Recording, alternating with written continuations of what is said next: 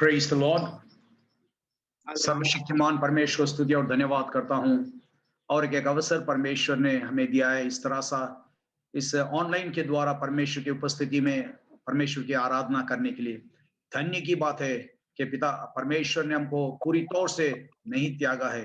पिछले सप्ताह भर परमेश्वर की अनोखा प्यार, उनकी रखवाली और उनके अनुग्रह हमारे संग रहने के कारण आज हम परमेश्वर की उपस्थिति में पाए जाते हैं। आए हम धन्यवाद के साथ अपने आप को परमेश्वर की उपस्थिति में समर्पण करें। Praise the Lord. जहां पर मन चाहता है परमेश्वर के बारे में, वहां पर परमेश्वर अपनी उपस्थिति को प्रकट करता है। आज चाहे हालेलुया हम घर में रहते हुए परमेश्वर के उपकारों को याद करते वक्त हालेलुया परमेश्वर की दया और उपस्थिति हमारे बीच में मंडलाने दे।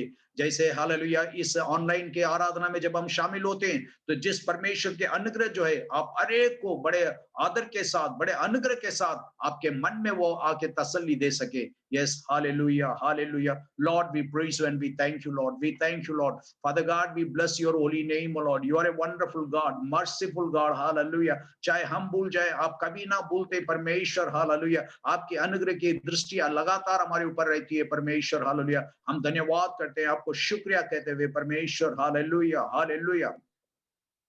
स्तुति स्तुति स्तुति स्तुति स्तुति। स्वर्गीय पिता परमेश्वर, हम आपकी स्तुति और धन्यवाद करते हैं मान परमेश्वर। और एक अवसर तूने हमारे जीवन में दिया है पिता परमेश्वर, इस विश्वास की यात्रा में परमेश्वर आपकी उपासना करने के लिए, आपको परमेश्वर आपके हर एक परमेश्वर हालेलुया खूबियों को स्मरण करते हुए प्रभु जी हालेलुया आपके ओर ताकने के लिए परमेश्वर सही मान परमेश्वर किसी बातों में भी परमेश्वर कमी आने ना दिया परमेश्वर हालेलुया। हमारे आने जाने में परमेश्वर आज के परमेश्वर संकट के बीच में प्रभु जी हालेलुया आपका परमेश्वर सुरक्षित हमारे संग रहता है परमेश्वर हालेलुया। हमारी पालन पोषण आप करते हैं प्रभु हालेलुया। हमारे हम मांगने से पहले परमेश्वर आप सारी बातों को इंतजाम करते हैं प्रभु। हम धन्यवाद करते हैं। कई बार संकट को देख के हम व्याकुल हो जाते हैं, कई बार हमारा मन टूट जाता है परमेश्वर, फिर भी मान परमेश्वर आप कहते हैं कि प्रभु हालेलुया मैं तुम्हारे बारे में चिंता करने वाला खुदा हूं करके परमेश्वर सही मान परमेश्वर ऐसे एक अनुग्रह से भरा हुआ परमेश्वर की इबादत करना, आराधना करना हमारे लिए एक बड़ी धन्य की बात है परमेश्वर। आज दोपहर के समय में परमेश्वर इस ऑनलाइन के द्वारा जितने भी परिवार आज आपकी उपस्थिति में बैठे हुए हैं परमेश्वर, हम प्रार्थना करते हैं प्यारे प्रभु जी से इस परमेश्वर हालेलुया परमेश्वर इस आराधना में परमेश्वर हम सबको भी परमेश्वर एक चित एक मन होते हुए प्रभु जी आपके ओर ताकने के लिए हमको तू सहायता कर। हमारा आपकी उपस्थिति में रहना परमेश्वर हम एक दूसरों के लिए परमेश्वर एक बड़ा आनंद का कारण बनने दे, उत्साह का कारण बनने दे, बहुतों के तसल्ली का कारण बनने दे, चंगाई का कारण बनने दे प्रभु जी हालेलुया। प्यारे प्रभु जी हम धन्यवाद करते हुए प्यारे प्रभु जी विशेष करके पासवान और बेटा ब्लेसिंग के लिए हम धन्यवाद करते हैं परमेश्वर हालेलुया। वे परमेश्वर अस्पताल जाके आए हैं परमेश्वर और उनका जो कुछ भी परमेश्वर हमारा टेस्ट हुआ है परमेश्वर हम प्रार्थना करते हैं सारी बातें प्रभु जी हालेलुया परमेश्वर सब कुछ अनुकूल होने के लिए प्रभु जी हालेलुया और सब कुछ परमेश्वर सही रहने के लिए परमेश्वर आपकी दया चाहते हैं प्रभु जी हालेलुया बिना कोई हानि के प्रभु जी हालेलुया। प्यारे खुदावंद यीशु इस रिपोर्ट के द्वारा भी हमको भी तू उत्साह दे परमेश्वर। धन्यवाद करते हुए इसी तरह से परमेश्वर जो भी लोग परमेश्वर आज बीमारी के हालत में रहते हैं हमारी प्रार्थना है परमेश्वर हर एक के साथ आपकी उपस्थिति रहने दे, हर एक के दिल में परमेश्वर आपका परमेश्वर अनुग्रह प्रकट होने दे प्रभु जी। धन्यवाद करते हुए इस इबादत को तेरे हाथों में समर्पण करते हुए प्रार्थना करते हैं परमेश्वर इस परमेश्वर ऑनलाइन के आराधना के द्वारा हम सबको भी तू बहुतायत के साथ आशीष देने के लिए मांगते हुए आदर इज्जत महिमा हम आपको देते हैं मसीह यीशु के नाम से मांगते सुन और कबूल कर, आमीन। यीशु मसीह के नाम में आप सबों को जय मसीह की एक बार परमेश्वर ने हमें दिया है उसकी स्तुति उसकी आराधना करने का। तो क्यों ना हम इस सौभाग्य को समझते हुए आनंद से, श्रद्धा से, पूरे मन से, पूरे इच्छा से, आभारी मन से उसकी स्तुति करें, उसके चरणों में आए। ये गीत गाते हुए तेरे पास आता हूँ परमेश्वर सवेरे के समय, तेरी स्तुति करने, तेरी आराधना करना। मेरे साथ मिलके गाएं, तेरे पास आता हूँ। तेरे पास आता हूँ यीशु, तेरे पास आता हूँ यीशु, तेरे पास आता मेरी हर सांस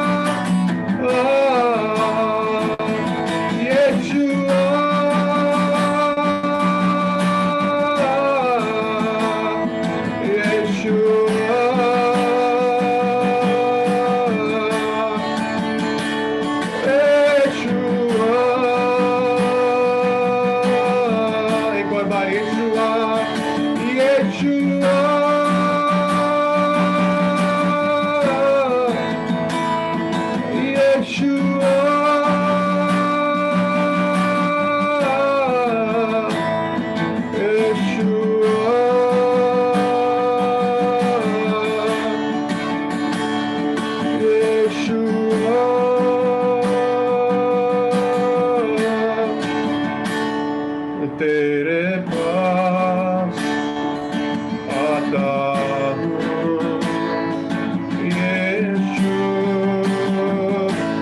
तेरे पास आता हूँ यीशु, तेरे पास। इस सवेरे के समय हम उसके पास आते हैं क्योंकि वो सच्चा जिंदा खुदा है। केवल वही सच्चा जिंदा खुदा है, इसलिए हम उसके चरणों में आए हैं और केवल उसके चरणों में आनंद की भरपूरी है, केवल उससे शांति मिलती है, केवल उससे हमें हौसला और धीरज मिलता है। इसलिए हम उसके चरणों में सवेरे के समय आए। तो क्यों ना हम परमेश्वर से बोले, परमेश्वर एक और बार तूने हमें मौका दिया है तेरे चरणों में आने का, और इस सवेरे के समय हम तेरी स्तुति, तेरी आराधना करना चाहते हैं परमेश्वर, दिल की गहराई से, आभारी मन से।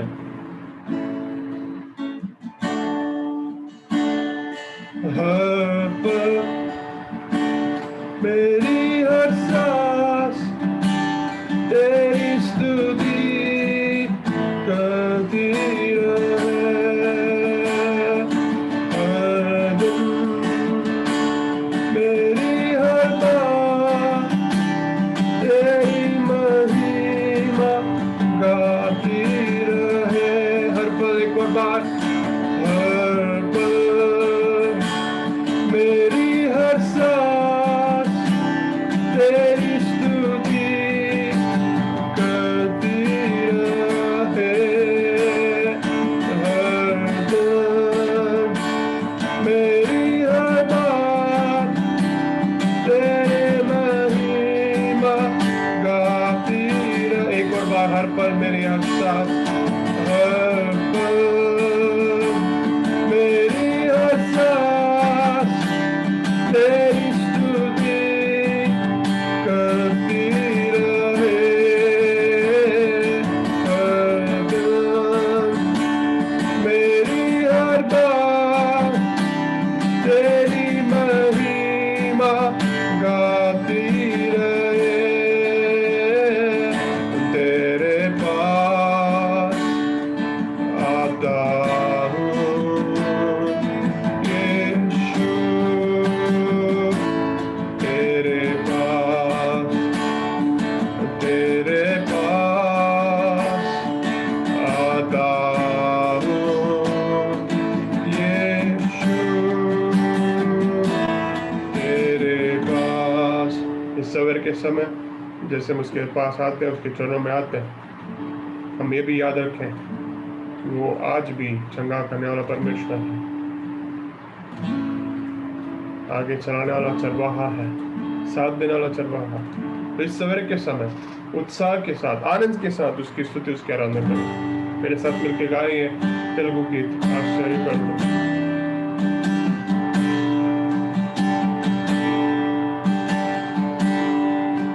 आश्चर्य करो आलोचना करता చూడగొట్టండి బలవంతుడు, లోకాన్ని ప్రేమించి తన ప్రాణము నర్పించి తిరిగి లేచిన పునరుత్థానుడు. రండి మనమందరము ఉత్సాహగానములతో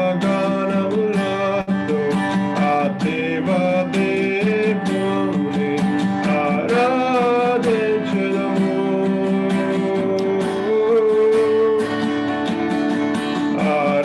ఆరాధించెదము.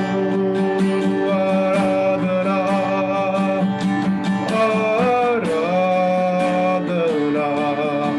యేసుకే ఈ ఆరాధనా.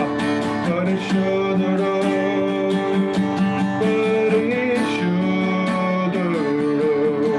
మన దేవుడు, ఆది శ్రేష్ఠుడు. రాజులకే రారాజు, ఆ ప్రభువులే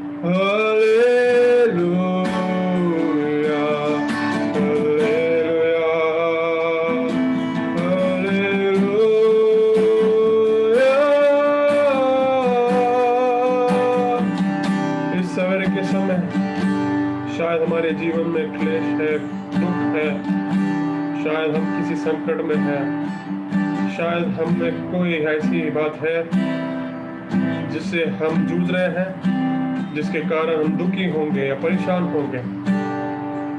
चाहे कुछ भी हो, वो ये सत्य को नहीं बदलता कि परमेश्वर आज भी पवित्र है, आज भी स्तुति के आराधना के योग्य है। हमारी परिस्थिति कैसे भी क्यों ना हो, वो बदलता नहीं, वो आज भी आराधना के योग्य है, वो आज भी पवित्र परमेश्वर है, स्तुति के योग्य परमेश्वर है, सिंहासन पे बैठा राजाओं का राजा, प्रभुओं का प्रभु है। तो आप और मैं क्यों अपने प्रॉब्लम्स, अपने स्थिति की ओर, परिस्थिति की ओर देख रहे हैं?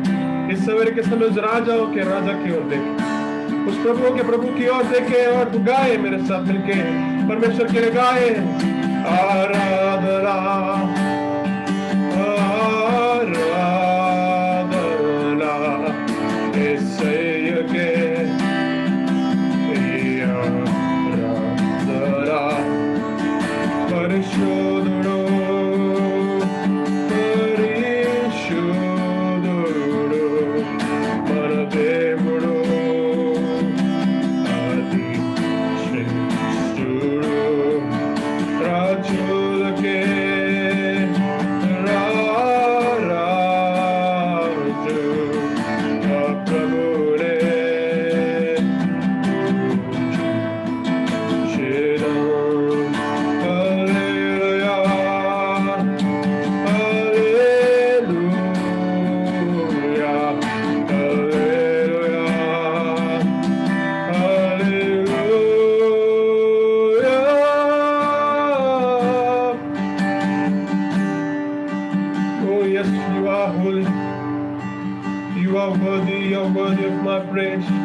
थोड़ी देर आप जहाँ पे भी बैठे हैं मेरे साथ मिलकर उसकी स्तुति करें। Oh yes, you are holy Jesus, you're worthy, you're worthy, you're worthy. You never change, and so you're still worthy today. You're still holy today. You're still King of Kings. You're still Lord of Lords. Even now and forever, you'll always be the same Jesus. Hallelujah. Oh yes, that's why we praise you. इसीलिए तो हम तेरी स्तुति, तेरी आराधना करते हैं परमेश्वर। आज भी पवित्र परमेश्वर, तू आज भी स्तुति के योग्य परमेश्वर है, तू आज भी आराधना के योग्य परमेश्वर है, तू आज भी प्रशंसा के योग्य परमेश्वर है, तू आज भी महिमा के योग्य परमेश्वर है। इसलिए चाहे हमारे जीवन में कुछ भी हो, कैसे भी परिस्थिति क्यों ना हो, हम दिल के गहराई से आनंद की भरपूरी में तेरी स्तुति, तेरी आराधना करते हैं परमेश्वर इस सवेरे के समय, क्योंकि तू योग्य है। हम इस सत्य को ग्रहण करते हुए इस बात को एक और बार दोहराते हैं, अपने आप को एक और बार ये सत्य को दोहराते हुए तेरी स्तुति, तेरी आराधना करते परमेश्वर। आराधना आराधना ईसाया के आराधना परिशुद्धो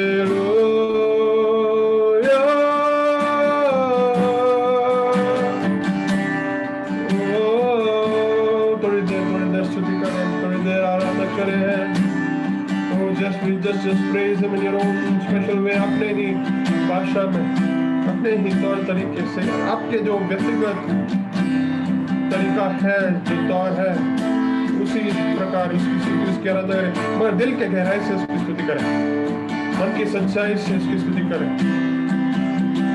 We praise you Jesus, we praise you Lord, thank you Jesus, hallelujah, thank you Jesus, thank you Jesus. Thank you, Jesus. Thank you, Lord. Father, we thank you and we praise you for this beautiful morning you've given us.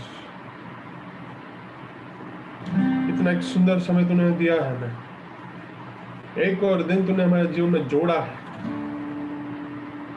ये कोई साधारण बात नहीं परमेश्वर, तूने हमें नया दिन दिया है केवल तेरे करुणा से। इस बात को हम समझते हैं और दिल की गहराई से आभारी मन से हम धन्यवाद देते हैं परमेश्वर। इस सवेरे के समय तो हमारी स्तुति पे, हमारी आराधना पे विराजमान है, ये मानते हैं परमेश्वर, विश्वास करते हैं। और इस सवेरे के समय तो हमसे बोलेगा, हमसे बात करेगा, ये भी विश्वास करते हैं। तेरे दासों को तेरे हाथ में सौंपते हैं, उनको तेरे अभिषेक के द्वारा, तेरे सामर्थ के द्वारा, तेरे वचन के द्वारा हमसे तो बोल, हमसे तो बात कर परमेश्वर। तेरे वचन से तो हमसे बोल जैसा तू हमेशा करता है। इस सवेरे के समय सारा आदर, सारी महिमा, सारी प्रशंसा हम तुझी को देते हुए ये छोटी सी विनती यीशु मसीह के नाम में मांगते हैं, सुनो और ग्रहण कर पिता, आमीन।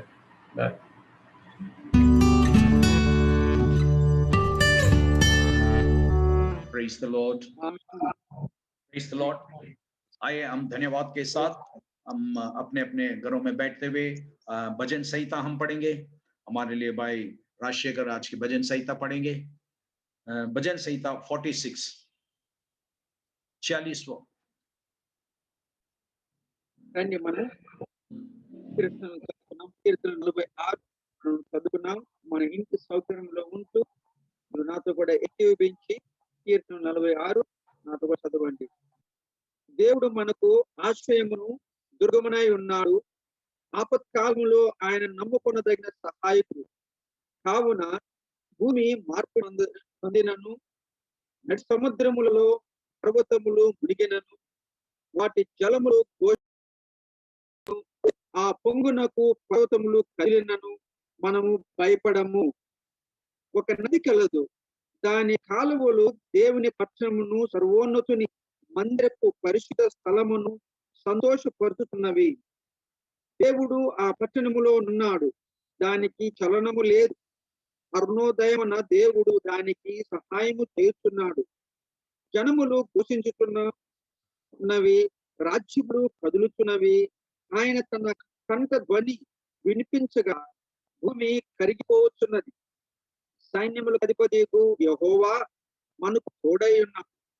యాకోబు యొక్క దేవుడు మనకు ఆశ్రయమై ఉన్నాడు. యెహోవా చేసిన కార్యములు వచ్చి చూడుడి. ఆయనే భూమి మీద నాశనములు కలుగుచేయువాడు. ఆయనే దిగంతముల వరకు యుద్ధములు ఆంటువాడు. విల్లుగుచువాడును మల్లెము తెగ నరుకువాడును ఆయనే.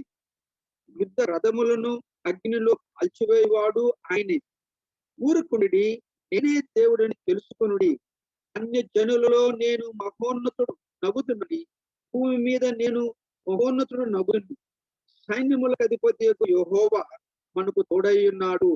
యాకోబు యొక్క దేవుడు మనకు ఆశ్రయమై ఉన్నాడు. ఆమేన్. आमीन। Praise the Lord. पिता परमेश्वर को स्तुति और धन्यवाद करते हैं इस भजन संहिता के लिए। ఈ యొక్క కీర్తన భాగం కొరకే దేవునికి వందనాలు చెల్లిస్తున్నా. परमेश्वर का वचन पहला वचन ये कहता है कि परमेश्वर हमारा शरण स्थान और बल है। మొదటి వచనం మనం గమనిస్తున్నాము, దేవుడు మనకు ఆశ్రయమునై దుర్గమునై ఉన్నాడు అని అంటున్నాడు. यहाँ पर शरण स्थान और बल ये दोनों यहाँ पर एक साथ लिखा हुआ है। ఇక్కడ మనం గమనించేదంటే ఆయన మనకు ఆశ్రయమును బలమునై ఉన్నాడని చెప్పేసి రెండు ఒక దగ్గర రాయబడి ఉంటాయి. यहाँ पर हम देखते हैं ये भजन संहिता जो कोरो के पुत्रों ने लिखा हुआ है। ఈ కీర్తన కోరహు కుమారులు రచించినది. और हम सब जानते हैं कि कोरा उनका जो वंश था, जो उनके पुरखों का गति क्या हुआ करके ये सारे बातें हम अच्छी तरह से जानते हैं। ఈ కోరహు వారి కుటుంబస్తులు, వారి పితరులు ఏమైపోయారు, ఏం జరిగి సంభవించిందో వారి జీవితంలో అది మనకు బాగా తెలిసిన సంగతే. ये संगीतकार लिखने वाले ये जानते हैं कि आज अगर वो जिंदा है तो केवल परमेश्वर के शरण स्थान पाने के कारण वे जिंदा है। మరి ఈ కోరహు కుమారులు ఎవరైతే రచించారో వాళ్ళకు వారి గమనానికి తెచ్చుకుంటున్నారు. ఈ దినమున వారు బ్రతికున్నారంటే కేవలం దేవుని కృప అని వారు గ్రహిస్తూ ప్రచురిస్తున్నారు. क्योंकि जब उन्होंने मूसे के विरुद्ध में कुड़कुड़ाने लगा तो परमेश्वर ने किस तरह से उन सबको भूमि दो भाग होके उसमें सारा परिवार नष्ट हो गया है। ఎందుకంటే పూర్వ పితరులు వారు దేవునికి వ్యతిరేకంగా వారు ఒడిగినప్పుడు భూమి నెరవిడిచి ఏ రీతిగా వారిని మృంగివేసిందో మనకు తెలుసు. लेकिन उनमें से चंद लोग इन घटनाओं से भागकर जो परमेश्वर के तंबू में शरण लेने के कारण, परमेश्वर के शरण मानने के कारण वे बच गए हैं। ఆ సందర్భంలో కొంతమంది వారిలో మరి దేవుని యొక్క శిబిరంలో ఆ గుడారంలో దాక్కున్న కారణం చేత వారు బ్రతికి బయటపడ్డారు. इस कारण ऐसे लोग कहना है कि ये यहोवा हमारे लिए शरण स्थान है, इसका एक बड़ा महान दिखाई देता है। అలాంటి సందర్భంలో దేవుడు మనకు ఆశ్రయము దుర్గమునై ఉన్నాడు అనే మాట ఆ మాటకు విలువ కలుగుతా ఉంది. और इस कारण यहाँ पर हम देखते हैं दूसरा और तीसरा वचन में चंद घटनाओं को हम देखते हैं। वहां पर इस तरह लिखा हुआ है कि इस कारण हमको कोई भय नहीं है, चाहे पृथ्वी उलट जाए और पहाड़ समुद्र के बीच में डाल दिया जाए, चाहे समुद्र गरजे और फेन उठे और पहाड़ उसकी बाढ़ से कांप उठे। ఆ కారణం చేత మనం ఈ 2-3 వచ్చినట్టే వారికున్న ధైర్యం ఏంటి, వారికున్న నమ్మకం ఏంటి కనపడతా ఉంది. ఏమంటారంటే, కావున భూమి మార్పునందునను నడి సముద్రములలో పర్వతలు దిగినను వాటి జలములు ఘోషించుతూ నురుగు కట్టినను ఆ పొంగునకు పర్వతములు కదిలినను మనము భయపడము. यस, जिस तरह से कोरा कहते हैं उसी तरह से आज के माहौल में आप और मैं भी ये कहने के लिए धीरज और विश्वास के साथ रहना है कि आज की महामारी के बीच में, आज की संकट के बीच में, आज के लॉकडाउन के बीच में, आज के हर एक आफत के बीच में परमेश्वर हमारा शरण स्थान है। మరి ఇలాంటి పరిస్థితుల్లో ఏదైతే పూర్వ ధైర్యం కలిగి ఈ మాట చెప్పారో మనము కూడా అనుకున్న పరిస్థితుల్లో ఈ మహామారి దినాల్లో ఈ లాక్డౌన్ సందర్భంగా అనేకమైన విపత్తులు వచ్చినప్పటికీ యెహోవా మనకు ఆశ్రయం కావున్నాడు కాబట్టి, దుర్గమై ఉన్నాడు కాబట్టి మనం భయపడనక్కర్లేదు. ఆమేన్. मेरे प्रियो, आज की जो माहौल है, जब हम देखते हैं कई स्थानों में कई तरह की आफत और मुसीबत इस महामारी के कारण हम टीवी में देखते हैं लोग कैसे बिना ऑक्सीजन के बिना और कई तरह से एक अस्पताल से दूसरी अस्पताल भाग दौड़ करना और बीच रास्ते में गुजर जाना, इस तरह की कई संकटें हमने अपने नजर से देखा है। వీళ్ళరా ఈ కాలంలోని మహామారి చేత మనం కళ్ళారా చూచాము, టీవీ ద్వారా మనం చూచాము, విన్నాము. ఒకటి హాస్పిటల్లో జాయిన్ కావడానికి వెళ్ళినప్పుడు ఆక్సిజన్ లేని పరిస్థితి, లేకపోతే ఒక హాస్పిటల్ నుంచి మరొక హాస్పిటల్కి వారు తరలించేటప్పుడు మార్గ మధ్యలోనే చనిపోవటము, ఇలాంటి బీభత్సాలు ఘోర పరిస్థితులు మనం చూస్తున్నాం. ऐसे घटनाओं को देख के इस तरह से कहना कि हम बच गए, ऐसे आफत हमारे ऊपर नहीं आया, इस तरह कहना ये ठीक नहीं है। మరి ఆ పరిస్థితులు చూసి అమ్మో మేము బయటపడ్డాము అని చెప్పడం మంచిది కాదు. लेकिन ये कहना है कि इसके बीच में परमेश्वर हमारा शरण स्थान बना है, इस कारण हम इसको पार करके आए हैं। అని ఏమని చెప్పాలి? యెహోవా మాకు శరణం ఇచ్చాడు కాబట్టి, ఆయనకు మాకు ఆశ్రయం ఇచ్చాడు కాబట్టి మేము బతికి బట్టగట్టాము అని చెప్పగలగాలి, ఆయన మహిమపరచాలి. आज हम देखते हैं कि परमेश्वर के हम शरण स्थान पाने के कारण कई आफतों को हम पार कर आने के लिए परमेश्वर हमको सहायता करता है, अपना बल देता है। దేవుడు మనకు శరణము అక్కడ ఆశ్రయం ఇచ్చాడు కాబట్టి మనం బతికి బయటపడ్డాము. అనేక విపత్తుల నుంచి దేవుడు మనము దాటి వచ్చింటున్నాము. అది దేవుని కృప ఇచ్చినది. अपने शरणगतों का ध्यान करने वाला परमेश्वर का अनुग्रह हमारे साथ हमेशा रहता है। इस कारण मेरे प्यारे भाई बहनों, हमारे जीवन में इस महामारी के कारण जो संकट आया है, उस संकट को देख के हमको व्याकुल नहीं होना है। ప్రియరా, ఎవరైతే యెహోవాను ఆశ్రయించారో యెహోవా దేవుడు మనల్ని వారు కాచి కాపాడాడు. మరి మనం ఈ విషయాన్ని చూసి భయపడే అవసరం లేదు. కానీ దేవుడు మనకు తోడుగా ఉన్నాడు, ఆశ్రయంగా ఉంటున్నాడు అని గమనిస్తున్నాం. परमेश्वर हमको बचाता, परमेश्वर इस संकट के बीच में हमको दूर नहीं रखता है, लेकिन संकट के बीच से हमको ले चलता है।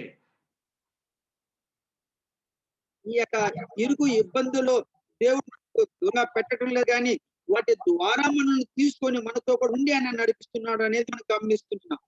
और बड़े संकट के बीच में परमेश्वर की एक सुरक्षिता हमारे साथ रहती है, और इस कारण हमको निडर रह के हर एक हमारे जीवन में आने वाली हर एक परीक्षाओं को हमको सामना करना है।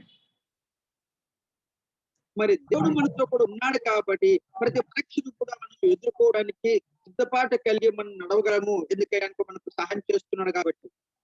हम देखते हैं कि इस वचन में 2-3 शब्द इस तरह सा लिखा हुआ है। एक तो दूसरे वचन में हम देखते हैं कि चाहे पृथ्वी उलट जाए या पहाड़ समुद्र में गिर जाए, हम बीच में डाल दिया जाए, चाहे समुद्र गर्ज उठे तो भी मैं ना डरूंगा करके। ఇక్కడ ఈ 2-3 వచనాలలో రెండు పదములు గమనిస్తున్నాం. ఏమంటాడు? భూమి మార్పునందునను, నడి సముద్రములో పర్వతములు మునిగినను, జలములు ఘోషించినను, నురుగు కట్టినను మేము భయపడము, కదిలించబడను అంటున్నారు వాళ్ళు. यहाँ पर हम देखते हैं मेरे प्यारे भाई बहनों, एक बात, ये पहाड़ समुद्र में डाल दिया जाए, इसका मतलब क्या है कि एक पहाड़ एक ऐसी विषय को दर्शाता है जो कभी टलने वाला नहीं है, हिलने वाला नहीं। చూడండి, ఇక్కడ పర్వతములు మరి నడి సముద్రంలో మునిగిను అన్నాడు. సాధారణంగా మనకి ఏం తెలుసు? పర్వతములు అనేటివి కదిలించబడవు, అవి నిశ్చలంగా ఉంటాయి ఒక దగ్గర. इसी तरह से हम अपने जीवन के, हमारे जीवन में भी कई ऐसी अवस्था थी जो, जैसे मान लीजिए एक अच्छी नौकरी हमें मिला है और इस नौकरी के ऊपर भरोसा रखकर हम अपने जीवन को प्लान करने लगे, कई कार्यों को अपनाने के लिए कोशिश करते हैं। మన జీవితంలో గమనించండి, ఒక మంచి ఉద్యోగం, ఒక స్టేబుల్ ఉద్యోగం ఉందనుకోండి, దాని మీద ఆధారపడి అనేకమైన ప్రణాళికలు మన యొక్క ప్లాన్లు వేసుకుంటా ఉంటాం. और हम क्या करते हैं कि कई बार अभी रेगुलर इनकम है तो कोई प्रॉब्लम नहीं, इससे हमको जानते हैं कि ये हमारा परमानेंट जॉब है, हमारी जिंदगी का अभी पूरा मकसद पूरा होगा, ये कहकर हम क्या करते हैं कि कई बार कई लोन ले लेते हैं, कई घर बांधने का शुरू करते हैं, कई गाड़ियां लेते हैं, हमारे बच्चों को अच्छे स्कूल में डालने के यत्न करते हैं। మరి ఇట్లా ఒక స్థిరమైన ఉద్యోగం మనకి, ఒక మన నమ్మకం మనం కలిగి ఉన్నాము, ఏమి ఇబ్బంది ఉండదని, దాన్ని బట్టి దాన్ని ఆధారం చేసుకుని ఇల్లు కొనటము, లోన్లు తీసుకోవడం, పిల్లల చదువు విషయంలో కానీ, వాహనాలు కొనటంలో కానీ ఇవన్నీ మనము ప్రయాసపడతాం.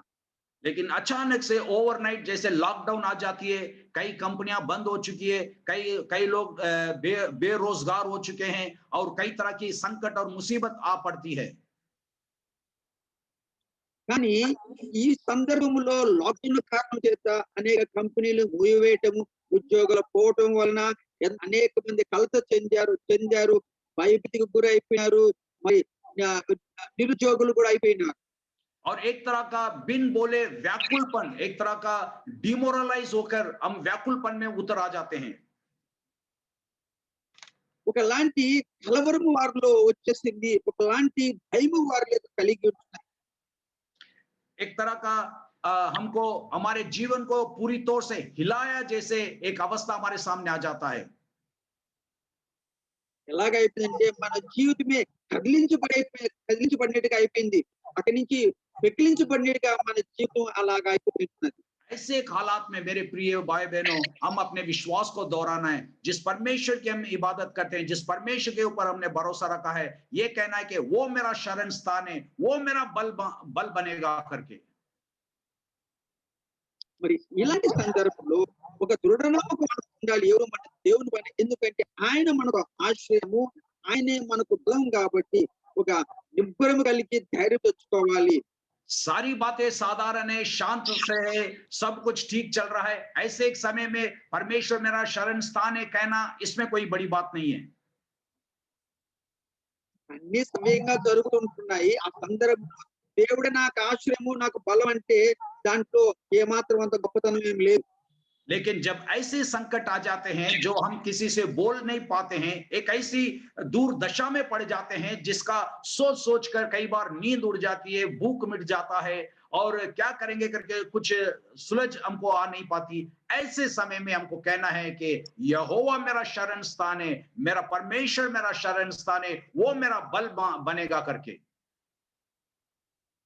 కానీ పరిస్థితులు ప్రతికూలమైనప్పుడు ఉద్యోగాలు పోయినప్పుడు రాత్రిలో నిద్ర పట్టకుండా మరి ఆ ఆకలి లేదు పరిస్థితులను బట్టి అసలు మన హృదయంలో కలవరములు అధికమైపోయి ఉంటున్నాయి. అలాంటి సందర్భంలో కూడా యెహోవా నాకు ఆశ్రయము అయి ఉన్నాడు, యెహోవానే నాకు బలము అని చెప్పటం అది అండి నిజమైనటువంటి इस నిరీక్షణ घटनाओं के లేకపోతే बीच में, నమ్మకం संकट के बीच में हमारी प्रार्थनाएं, हमारी आराधनाएं, हमारे वचन की मनन करने में कोई भी बदलावट नहीं आना है। वही आनंद के साथ, वही आशा के साथ जब हम करते हैं, उसमें परमेश्वर की प्रसन्नता प्रकट होती है। మరి ఇలాంటి ఒడిదుడుకులతో మధ్యలో మనం ఉన్నప్పుడు కూడా మన యొక్క ఆరాధనలో కానీ, మన యొక్క ప్రార్థన జీవితంలో కానీ, మన పరిశుద్ధమైన జీవితంలో కానీ ఎలాంటి మార్పు రాకూడదు. అప్పుడే ఎప్పుడైతే మార్పు రాకుంటాదో అప్పుడు మనం నిశ్చలంగా యెహోవా మన ఆశ్రయముగా ఉన్నాడు, ఆయన బలముగా ఉన్నాడని చెప్పేసి మనం గుర్తిరుగుతాం. इसका मतलब ये है कि सिर्फ लिटरली लिटरली मीनिंग के साथ ये कहना कि वो मेरा शरण स्थान ये काफी नहीं है। हम अपने संकट के बीच में सही तरह से मानकर जब हम अपने अपने जीवन को आगे बढ़ाते हैं, वो परमेश्वर को महिमा लाता है। మరి అలాంటి పరిస్థితుల్లో నిజంగానే యెహోవా ఆశ్రయము నాకు బలము అని మనం మరి భయం లేకుండా నమ్మకంతో నిశ్చలమై మరి మన ముందుకు సాగుతూ ఉన్నప్పుడు అప్పుడు దేవునికి మన జీవితం ద్వారా మహిమ కలుగుతుంది. क्योंकि क्योंकि मेरे प्यारे बहनों, ये बातें जो है हमारे मस्तिष्क को, हमारे सोच विचारों को आत्मिक तौर से अपने काबू में रखता है, अपने मन की भावना को परमेश्वर के अधीन में रखता है। మరి ఇలాంటి సందర్భంలో ఈ ఆలోచనలు మనం కలిగిన ఆలోచనలు దేవుని యొక్క అధీనంలో పెట్టినట్టు మనం గమనిస్తాం. लेकिन सही तरह का बिना सही अर्थ का अगर हम ये कहेंगे कि ये यहोवा मेरा शरण स्थान है, लेकिन ऐसे लोग जो हैं अपने अपने व्यक्ति अपने संकट के समय में, अपने परेशानियों के समय में हर हर एक तरह का एक रोग का शिकार हो जाते हैं, या तो भटकने लग जाते हैं, या तो कई औरों के ओर देखने लगते हैं सहारा के लिए। కానీ కొంతమంది ఎవరికైతే ఇలాంటి పరిస్థితుల్లో వెళ్ళినప్పుడు యెహోవా వారికి ఆశ్రయంగా ఉండడో, బలంగా ఉండడో ఏమైపోతుంది, దారి తప్పిపోతారు, రోగాలకు గురి అవుతారు. వారు ఎంతంటే వారి జీవితమే మొత్తం కంప్లీట్ గా చెల్లాచెదురైపోయినట్టుగా మనం గమనిస్తాం. लेकिन जब हम ये कहते हैं कि वो मेरा सही शरण स्थान है और संकट के समय में अति साहस से मिलने वाला सहायक है, కానీ ఆయనే నాకు యెహోవానే నాకు ఆశ్రయము, నా బలము అని మనం చెప్పగలిగితే అది ఆయనకు ప్రభువుకు మహిమ కలుగుతుంది. నిజంగానే నువ్వు దేవుడిని ఆశ్రయం అని చెప్పినట్టుగా అవుతుంది. यस मेरे प्यारे भाई बहनों, हाँ ये हम हो सकता है कि हमारे जीवन में एकाएक अनदेखी फाइनेंशियल अनस्टेबिलिटी हो सकता है, या तो चंद इस तरह का एक आफत हमारे ऊपर आ पड़ा होगा कि आगे हम क्या करेंगे, कैसे करेंगे। हमारा कभी भी हम डगमगाना नहीं, हम अपने निर्णय में अटल रहना है। जब हम कहते हैं कि परमेश्वर मेरा शरण स्थान है, तो उसके ऊपर भरोसा रखकर खड़े रहना है, परमेश्वर की महिमा को हम देख सकेंगे। మరి ఇలాంటి పరిస్థితుల్లో నిలబడితే దేవుని మహిమ కలిగేట్టుగా జీవిస్తే అప్పుడు నిజంగా మనం చెప్పొచ్చు, యెహోవానే మాకు ఆశ్రయంగా ఉన్నాడు, ఆయనే మాకు బలమై ఉన్నాడని చెప్పేసి నీ జీవితం ద్వారా దేవునికి మహిమ చెల్లించినట్టుగా మనం అవుతాం. और इस कारण हम ये कह सकते हैं कि सेनाओं का यहोवा हमारे संग है और याकूब का परमेश्वर हमारा ऊंचा गढ़ है करके। అప్పుడు నిజంగా మనం చెప్పగలము, యెహోవా దేవుడు మాకు అంటే సైన్యములకు అధిపతి యెహోవా మాకు రక్షకుడుగా ఉన్నాడు, యాకోబు దేవుడే మాకు మాకు దేవుడుగా ఉన్నాడని చెప్పేసి మనం చెప్పగలము. और इस कारण जिस तरह या कोरा के वंश कहते हैं कि मैं ना डरूंगा, मैं भय ना खाऊंगा, इस कारण हम कोई भय नहीं होंगे, चाहे पृथ्वी उलट जाए कुछ ना होगा, क्योंकि हमारा ईमान, हमारा भरोसा हमारे यहोवा के ऊपर है करके। అలాంటి సందర్భంలో అప్పుడు కోరావులు చెప్పినట్టుగా రెండవ వచనం మూడవ వచనం చెప్పినట్టుగా భూమి మార్పు పొందినను నడి సముద్రంలో పర్వతాలు మునిగిపోయినను మనం భయపడము, ఎందుకంటే సైన్యములకు అధిపతిగా యెహోవా మనకు తోడై ఉన్నాడు, యాకోబు దేవుడు మనకు ఆశ్రయమై ఉన్నాడని ఒక ధైర్యం కలిగి అప్పుడు మనం ఉండగలం. यस मेरे प्यारे भाई बहनों, हम ऐसे एक लोगों के बीच में रहते हैं जो लोग उनको वो नहीं जानते हैं कि वो ऐसा एक परमेश्वर है जिसके ऊपर वे भरोसा रखते हैं, और जो लोग नहीं जानते वे कई तरह की दुर्घटनाओं का शिकार हो चुके हैं। మరి ఎవరికైతే మనం నమ్మే దేవుడు లాంటి దేవుడికి తెలియకుండా ఉన్నారో వారు ఇలాంటి విషయాలకు లోనై ఉన్నారు. వారు తప్పిపోయిన వారుగా, రోగాలకి గురైపోయిన వారుగా, అంటే ఒక నిరాశతో కూడిన వారుగా, చనిపోయిన వారుగా ఉన్నారు. కానీ దేవుని నమ్ముకున్న వారైతే, దేవుని ఆశ్రయించిన వారైతే మటుకు దేవుని వారు మేంపరిచే వారుగా ఉన్నారు. हम देखते हैं कई लोग जस्ट इस महामारी के नाम सुनकर कई लोग खुदकुशी कर लिए, और कई लोग इस घटनाओं को देखकर आगे क्या होगा करके कई तरह के एक मेंटल अनस्टेबिलिटी में चले गए हैं। చాలా మంది మహమ్మారి వచ్చింది అనగానే ఆత్మహత్య కొంతమంది చేస్తున్నారు, కొంతమంది అయితే మరి అంటే వారు మెంటల్ డిప్రెషన్ లోకి వెళ్ళిపోయి ఉన్నారు. लेकिन परमेश्वर के लोग जो हैं वे हमेशा परमेश्वर पे आनंदित करते हैं, क्योंकि वे सिर्फ कहने के लिए नहीं बल्कि जो कहते हैं, जो सुनते हैं उसके मुताबिक अपने जीवन को संवरते हैं। इस कारण परमेश्वर अपने लोगों को, अपने डरवैयों को हमेशा वो आदर करता है, उनको आशीष देता है। కానీ నీతిమంతులైన దేవుని భయం కలిగిన వారు దేవుని నమ్ముకున్నారు కాబట్టి వారు జయ జీవితం జీవిస్తున్నారు, వారు దేవుని మహింపరిచే వారుగా ఉంటున్నారు. వారి జీవితంలో దేవుడే మరి అంటే ఘనత పొందిస్తున్నాడు, అన్యుల్లాగా వారు కాదు.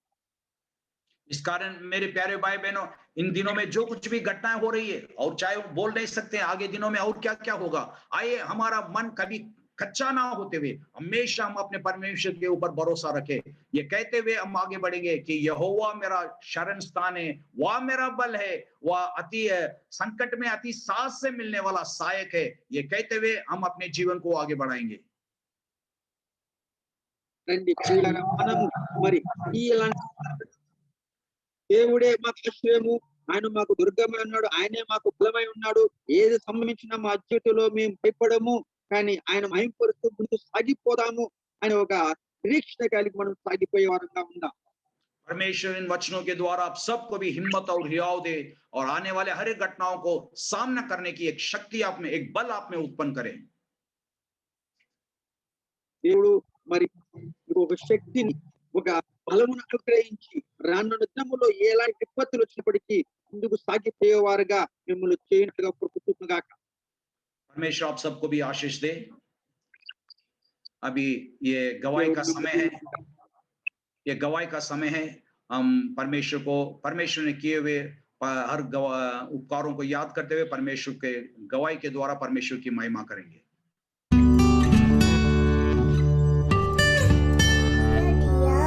Pants for the water brooks, so pants my soul for you, O God. Psalm 42. Psalm 8 verses 1. O Lord our Lord, your greatness is seen in all the world. Your praise reaches up to the heaven. 16 verses 1 and 2. Protect me, God, I trust in you for safety. I say to the Lord, you are my Lord, all the good things I have come from you. एक बार हम एक स्तुति का गीत गाएंगे, Telugu song गाएंगे जो हम सबको पता है, एक सुपरिचित गीत है, युद्धमु यहोवा दे। अभी जैसे हम ये गीत गाएंगे, आप सब अपने अपने घरों में जहाँ पे भी है, अगर आप खड़े होके ताली बजाते उसकी स्तुति करना चाहते हैं तो बेझिझक कीजिए, बिल्कुल कीजिए, मेरे साथ मिलके गाएं।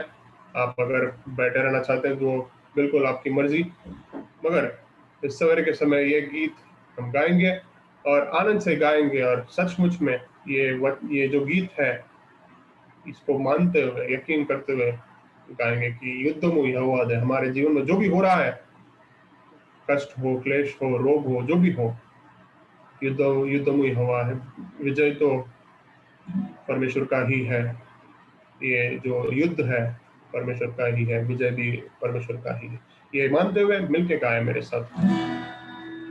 युद्धमो यहोवा के, युद्धमो यहोवा के, युद्धमो यहोवा के, युद्धमो यहोवा के।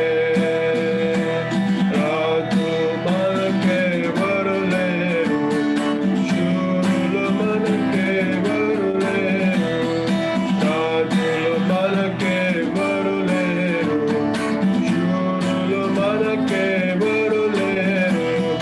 सेनामुలకు అధిపతియైన యెహోవా మనవడ, సేనాములకు అధిపతియైన యెహోవా మనవడ। యుద్ధము యెహోవాదే, యుద్ధము యెహోవాదే, యుద్ధము యెహోవాదే, యుద్ధము యెహోవాదే। బాధలు మనలను పరద్రోసిన, వ్యాధులు మనలను కృంగదీసి, విశ్వాసం గాయ। బాధలు మనలను పరద్రోసిన, వ్యాధులు మనలను కృంగదీసిన, విశ్వాసమునకు కర్తయైన యేసయ్యా మనవడ, విశ్వాసమునకు కర్తయైన యేసయ్యా మనవడ। యుద్ధము యెహోవాదే, యుద్ధము యెహోవాదే, యుద్ధము యెహోవాదే, యుద్ధము యెహోవాదే।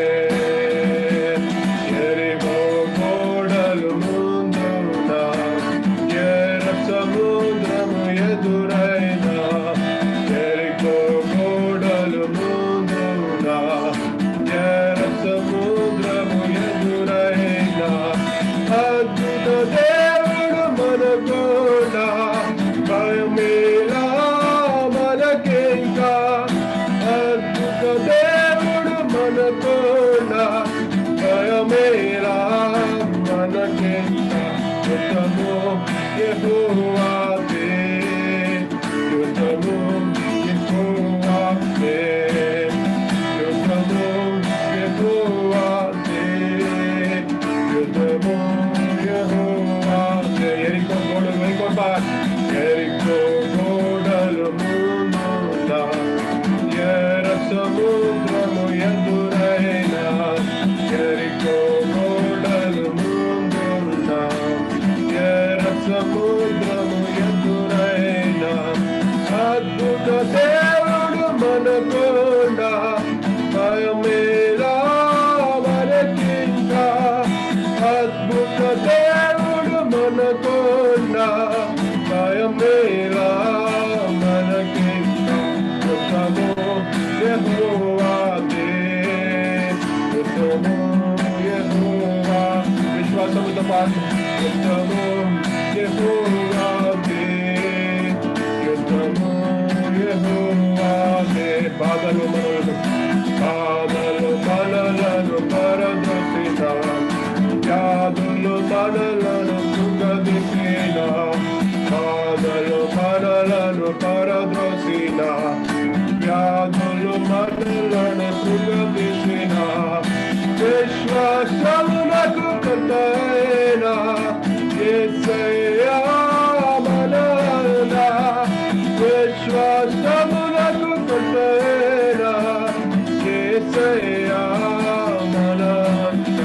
యుద్ధము యెహోవాదే, యుద్ధము యెహోవాదే, యుద్ధము యెహోవాదే, యుద్ధము యెహోవాదే, యుద్ధము యెహోవాదే, యుద్ధము యెహోవాదే, యుద్ధము యెహోవాదే, యుద్ధము यहोवा दे। कोई हो ना हो, राजाओं का राजा, प्रभुओं का प्रभु हमारे साथ है। आमेन। सब लोग मिलके उसकी स्तुति करें, उसकी आराधना करें। आमेन, आमेन।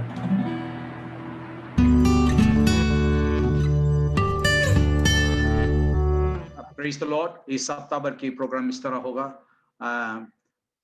मंगलवार को सवेरे बहन लोग आके प्रार्थना करना चाहते हैं तो कलीसिया खुला हुआ है, आके आप लोग प्रार्थना कर सकते हैं।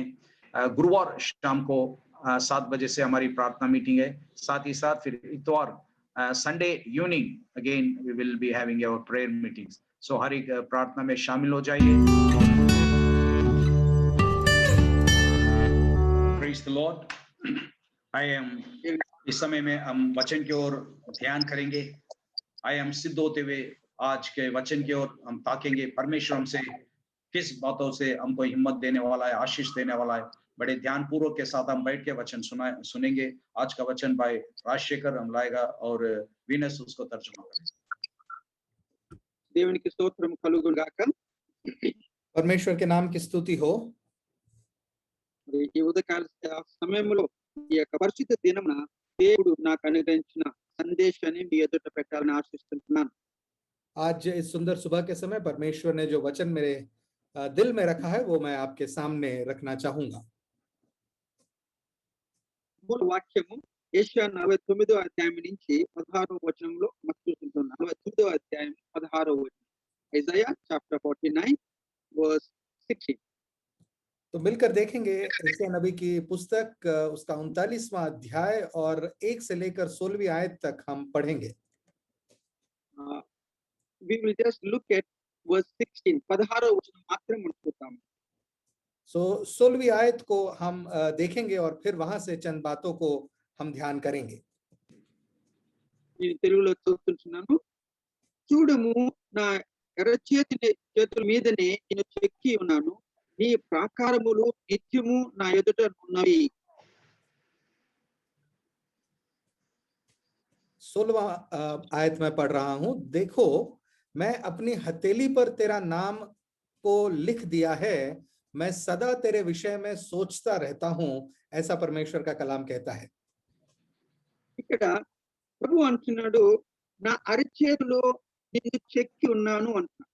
तो यहाँ परमेश्वर का कलाम कहता है कि मैंने अपने हाथ की हथेली में तेरे को छेद कर रखा है कर। నీ ప్రాకారము నిత్యము నా ఎదుట ఉన్నాయి। तो तेरी बात या तेरे बारे में सोच जो है वो हमेशा मेरे मन में रहती है, ऐसा परमेश्वर का वचन कहता है। నీ ప్రాకారములు నీ గోడలు సిటీ యొక్క గోడలు ఎప్పుడు నా ఎదుట ఉన్నాయి అంటున్నాడు। तो तेरे बारे में मतलब तेरे चारों ओर जो सारी विषय हैं, जो शहर है, जो सरपना है, उसका सोच हमेशा मेरे मन में रहता है, ऐसा परमेश्वर का वचन कहता है। అంటే నీ ప్రకారములు నా ఎదుట ఉన్నాయి అనే దాని అర్థం ఏంటి? तो इसका मतलब क्या हुआ? దేవుడు నిన్ను మర్చిపోలేదు అన్న సంగతి మనం జ్ఞాపకం చేసుకోవాలి। तो यहाँ हमें ये बखूबी मालूम पड़ता है कि परमेश्वर हमको कहीं भूला नहीं है, इस बात का खुलासा यहाँ हो रहा है। నీ యొక్క భద్రత ఆయన నీ యొక్క భద్రతల గురించి ఆయన ఆలోచన చేస్తున్నాడు। तो आपकी सुरक्षिता के बारे में वो हमेशा सोच रहा है।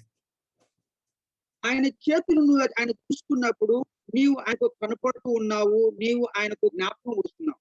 जब कभी वो अपने हाथों को, अपनी हथेलियों को देखता है, परमेश्वर को हम और आप याद आते हैं। నీ చేతుల్లో ఉన్న రేఖలు చెక్కినీటిగా ఏవైతే ఉంటున్నాయో అవి మనం తుడిపేయగలమా? क्या हम अपने हाथ के लकीरों को मिटा सकते हैं? మరి మన పేర్లు కూడా ఆయన చేతుల్లో చెక్కబడి ఉంటున్నాయి, ఆయన జీవ గ్రంథంలో రాయబడి ఉన్నాయి మన పేర్లు।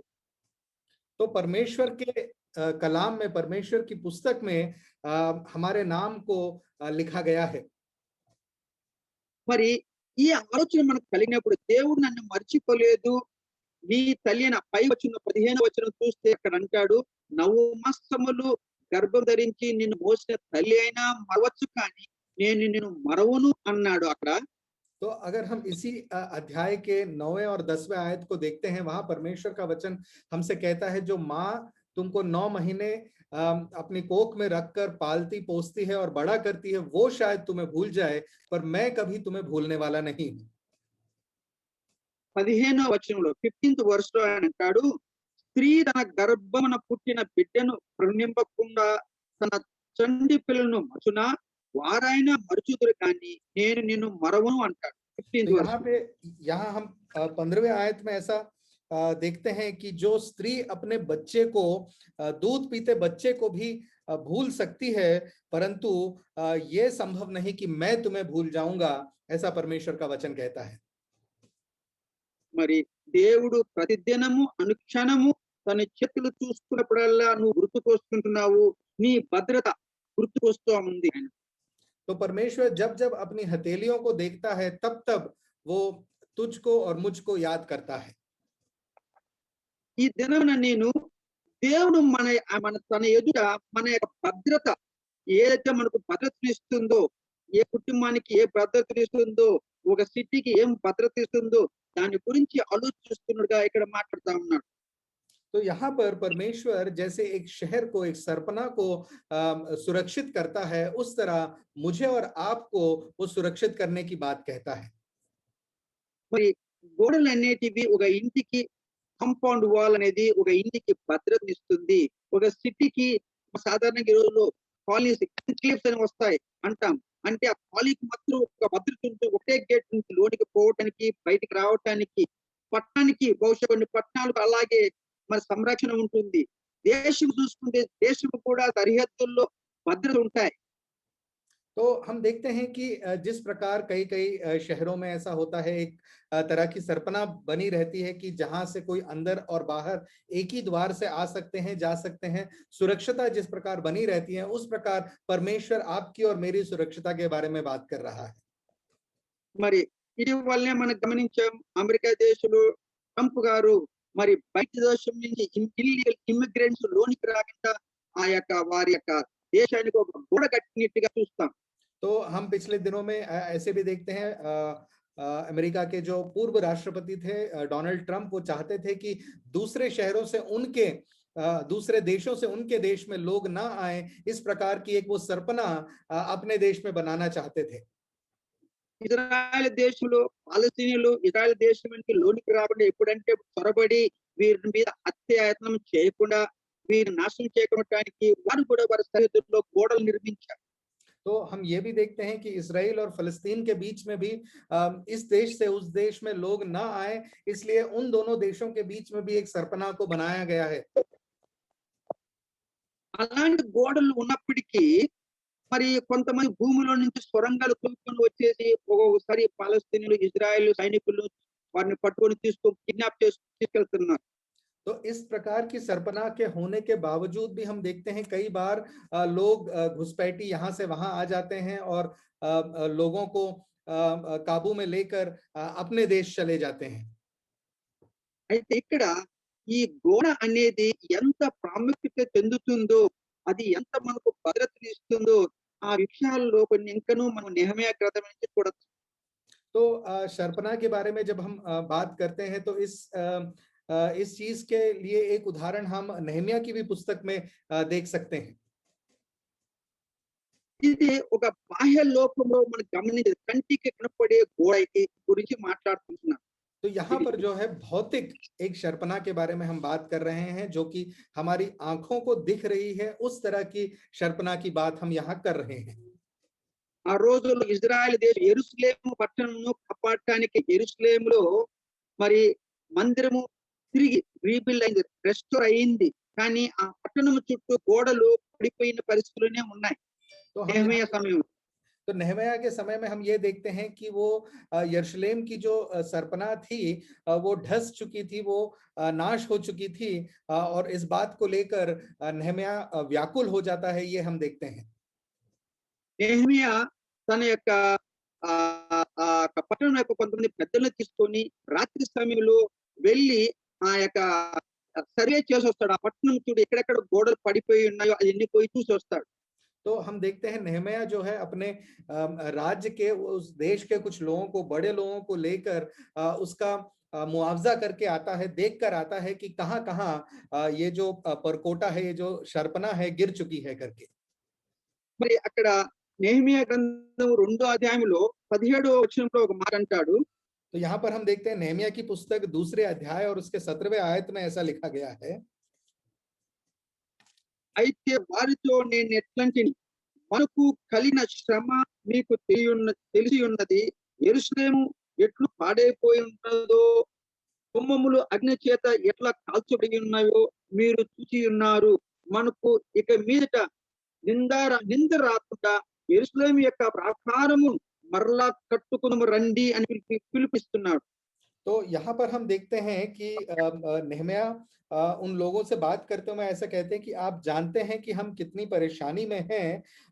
यरूशलेम जो है उसकी दीवारें, उसके परकोटे जो गिर चुके हैं, तो वो दूसरों को न्योता दे रहा है, बुलावा दे रहा है कि आओ हम मिलकर इस यरूशलेम की जो सरपना है उसको फिर से खड़ा कर दें। ఎప్పుడైతే ఈ గోడ తిరిగి నిర్మించాలని, యెరూషలేం పట్టణం గుమ్మములు నిలబెట్టాలని, ప్రాకారం కట్టాలని వారు ఆలోచన చేశారు, तो जहां अब हम देखते हैं कि नेहमिया और उनके साथियों ने जब इस सरपनाह को फिर से बनाने की बात सोची,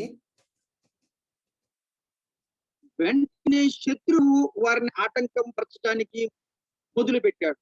तो वहां हम देखते हैं जैसा ही कि ये सवाल इस सरपनाह को फिर से खड़ा करने का ख्याल उनके मन में जब आया, शत्रु ने भी अपना काम वहां करना शुरू कर दिया। 19వ వచనం, అక్కడ 2వ అధ్యాయం 19వ వచనం చదువుతున్నాను, వినండి ఏమంటాడు.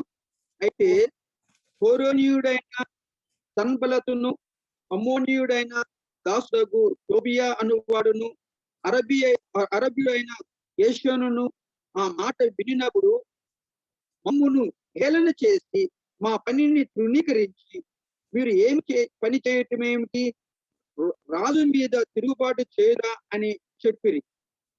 तो यहाँ हम देखते हैं कि सनबलत, तोबिया और गेशेम करके ये जो 3 व्यक्ति हैं, वो कह रहे हैं कि क्या तुम हमारा मजाक उड़ाना चाहते हो इस सरपना को बनाकर? क्या तुम हमारे राजा के विरुद्ध षड्यंत्र रचना चाहते हो? इस प्रकार की वो बातें कर रहे हैं। 20వ వచనంలో అంటాడు, అప్పుడు నెహెమయా ఉత్తరమిస్తున్నాడు, ఆకాశమందు నివాసి అయిన దేవుడు తానే మా ఆ యత్నమును సఫలం చేయను కనుక మా ఆయన దాసులమైన మేము కట్టుటకు కూరుకొనుచున్నాము, యెరూషలేమునందు మీకు భాగం లేదని వారితో చెప్తున్నాడు. तो यहाँ पर नेहमिया उनसे जवाब देते हुए ऐसा कहते हैं कि परमेश्वर, स्वर्ग का जो परमेश्वर है वो हमारी सहायता करेगा, हम उसके जो सेवक हैं ये काम करना शुरू करेंगे और यरूशलेम में आपका कोई काम नहीं। इस प्रकार वो उनको उत्तर देते हैं।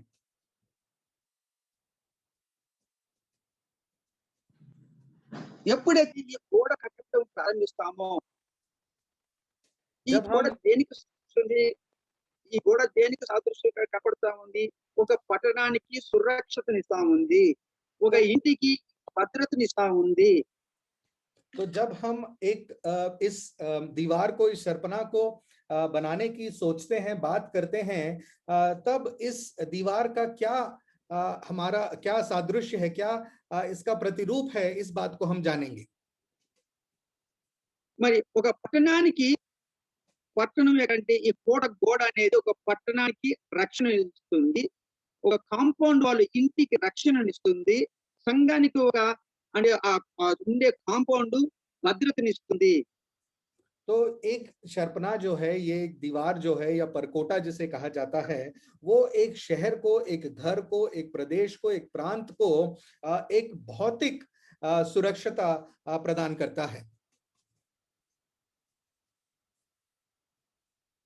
ఇది ఇప్పుడు ఆత్మలోకములో మనం గమనిస్తే ఆత్మీయంగా ఈ యొక్క గోడ అనేది ఏంటి, ఒక మనకు ప్రార్థన వలన కలిగేట ఒక కంచె. तो ये जो सरपना है प्रार्थना के द्वारा हमें मिलने वाली एक सुरक्षिता के रूप में हम देखते हैं।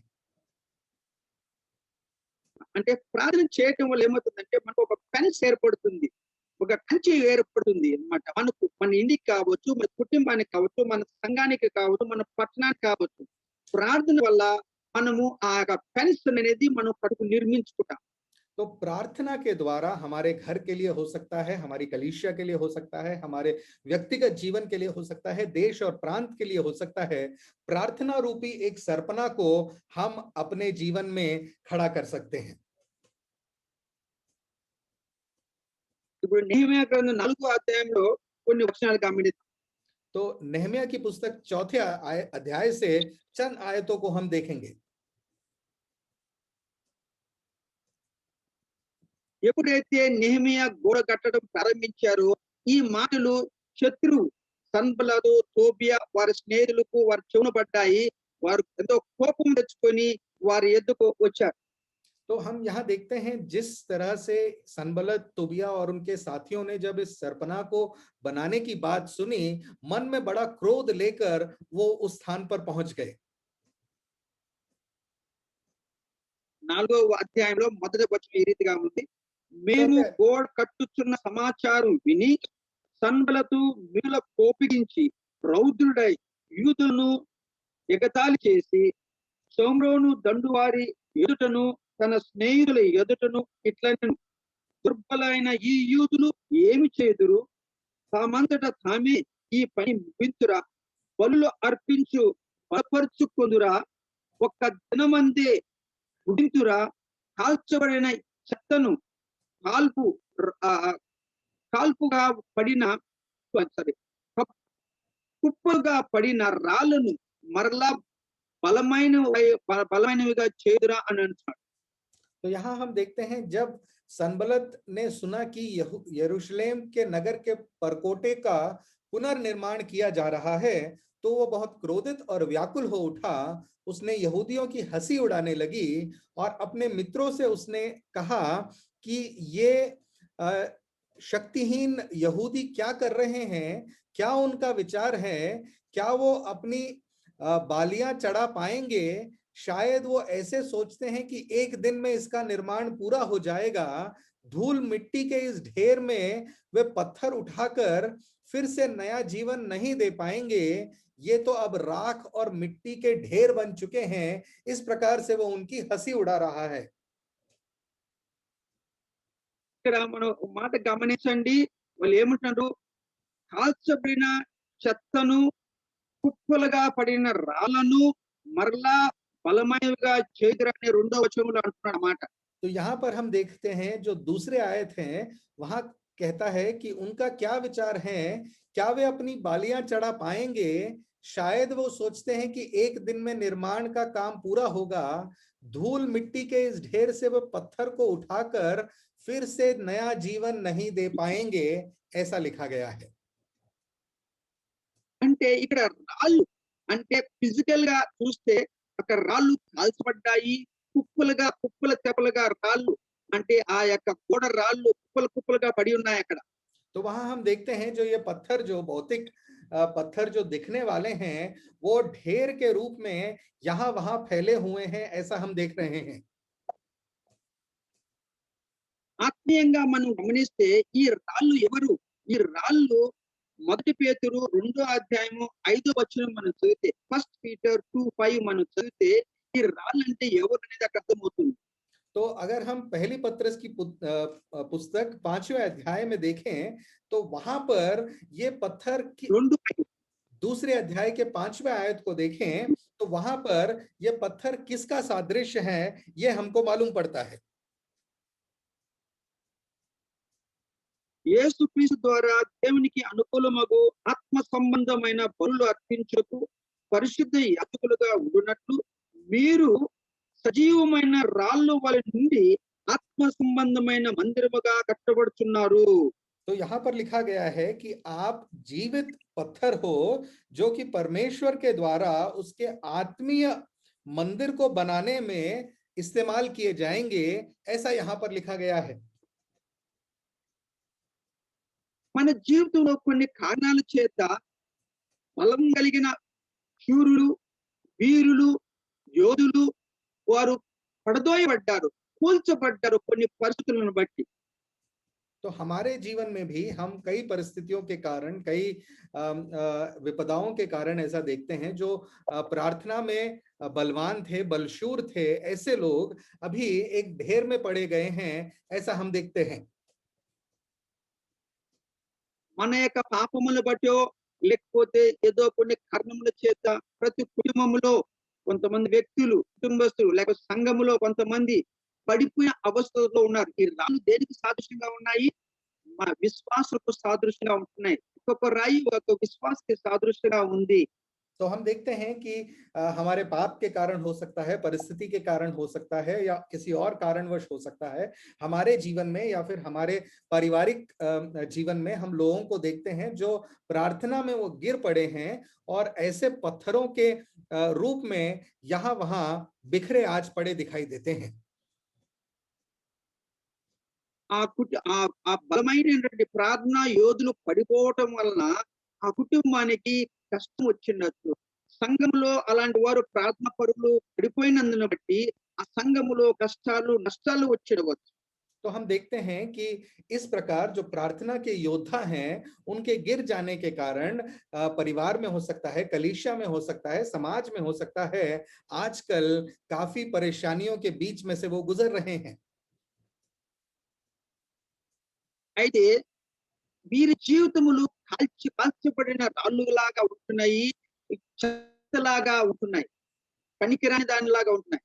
तो ये जीवन जो है, ऐसे लोग जो हैं, आज सुबह के समय में शायद वो बिना किसी प्रयोजना के या बिना किसी यूज के नालायक परिस्थिति में यहाँ वहां बिखरे पड़े हैं।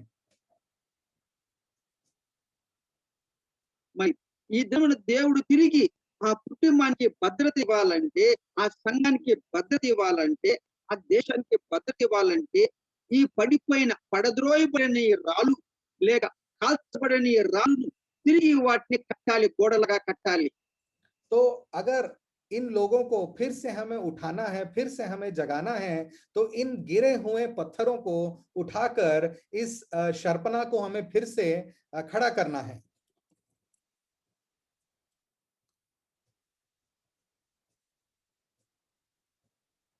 గోడ నిర్మాణములో నెహెమియా 4వ అధ్యాయం చదివితే, క్షుణ్ణంగా చదివితే, మొత్తం అధ్యాయం చదివితే ఆయన ఎంత పడ్డాడో, శత్రువులు వారి పైన ఎంత వారిని భయపెట్టించారో, ఆఖరికి వారిని పట్టడానికి వచ్చారో మనకు తెలుస్తుంది. तो यहाँ पर हम देखते हैं चौथे अध्याय में, नेहम्या के पुस्तक के चौथे अध्याय में नेहम्या को कितनी सारी परेशानियों, मुसीबतों से गुजरना पड़ा इस शर्पणा को एक और बार खड़ा करने के लिए। వారు అంటే రాత్రి ప్రజలు ఉపవాసం ఉండి ప్రార్థన చేస్తూ, ఒక చేతిలో కత్తి, ఒక చేతితో పని చేస్తూ వారు ఆ గోడ కట్టడం ప్రారంభించారు. तो हम देखते हैं कि एक हाथ में उस हथियार को लेकर, एक हाथ से काम करते हुए, दिन रात मेहनत करते हुए, उपवास करते हुए, प्रार्थना करते हुए, इन सब लोगों ने मेहनत कर कर इस परकोटे को फिर से खड़ा कर दिया।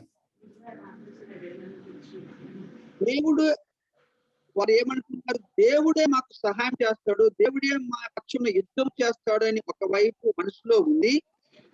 तो यहाँ पर इनके मन में ये विश्वास है कि परमेश्वर स्वयं हमारी मदद करेगा, हमारे लिए सहायक बनेगा। इस विश्वास को लेकर वो आगे बढ़ रहे हैं। వీరు కూడా మరి ఆ నెహెమియా 4వ అధ్యాయం 9వ వచనం చూసాము. రాత్రి అనక పగలనక వారు మెలుగు కలిగి ఆ గోడ కడుతూ ప్రార్థనలో మెలుగు కలిగి ఉన్నారు. तो हम देखते हैं ये लोग भी दिन रात परमेश्वर को प्रार्थना करते हुए और परमेश्वर उस शहर की रक्षा करते हुए, दिन रात अपनी रक्षा करते हुए ये काम कर रहे हैं। हम ऐसा 9वें आयत में देखते हैं। ఈ విధంగా 52 రోజుల్లో ఆ యెరూషలేము పట్టణం చుట్టూ గోడను నిర్మించారు. तो हम ये देखते हैं कि 52 डेज में इन लोगों ने इस पूरे परकोटे को फिर से खड़ा करके रख दिया। ఇది ఒక ఫిజికల్ రెల్మ్ లో భౌతికంగా చూస్తే గోడలు అనేటివి ఒక పట్టణానికి ఎంత భద్రత ఇస్తాయో, ఒక ఇంటికి ఎంత భద్రత ఇస్తాయో, లేక సంఘానికి కావచ్చు ఎంత భద్రత ఇస్తాయో మనం గమనిస్తున్నాం. तो हम भौतिक रूप से भौतिक जीवन में एक शहर के लिए, एक प्रांत के लिए, एक नगर के लिए, एक परिवार के लिए जो ये एक परकोटा है, ये शर्पना जो है कितनी मायने रखती है, इस बात को हम यहाँ देखते हैं। మరి ఆత్మీయంగా మనం గమనిస్తే और अगर हम आत्मिक रूप से देखें ఇప్పుడు నెహెమియా 4వ అధ్యాయము 7వ వచనం ఒకసారి చదువుదామండి. तो इस 4వ चौथे అధ్యాయం अध्याय నెహెమియా के 4వ 7वें అధ్యాయం आयत को हम एक बार गौर करेंगे। సంబలతును, తోబియాను, అరబీయులైన అమ్మోనీయులను, అష్డోయీయులను యెరూషలేము యొక్క గోడలు కట్టబడినయు వీటిలన్నీయు తప్పబడిననియు వినినప్పుడు तो यहाँ पर हम ऐसा 7th verse. पढ़ते हैं 7वें आयत को। वहां लिखा गया है, जब सनबलत, तोबिया और अरब के लोगों ने वहां उस परकोटे को बनते देखा तो उस समय उनको बहुत क्रोध आया। जब उन्होंने सुना कि यरूशलेम के परकोटे पर लोग निरंतर काम कर रहे हैं, उन्होंने सुना कि उस दीवार के दरारों को भर रहे हैं, ऐसा कर कर यहाँ पर लिखा गया है कि उनके दिल में बहुत क्रोध आया। ఇక్కడ ఒక మాట గమనించండి. ఇంగ్లీష్ లో అంటాడు that the walls of Jerusalem were being restored and the gaps were beginning to be closed. The gaps were beginning to be closed. तो वहां पर हम देखते हैं कि जो उस परकोटे की दीवार है उसको फिर से बनाया जा रहा है और उस वहां के जो छेद हैं, जो दरारें हैं, उनको भरा जा रहा है, ऐसा कर कर वहां लिखा गया है। ఈ దినాలలో మనం గమనిస్తే ప్రతి ఇంటిలో ఈ యొక్క మహమ్మారి కారణం చేత, లాక్డౌన్ కారణం చేత ప్రతి ఇంటిలో ప్రార్థన ఉంది, చైన్ ప్రేయర్లు జరుగుతూ ఉన్నాయి, ప్రార్థనకు కుదువు లేదు.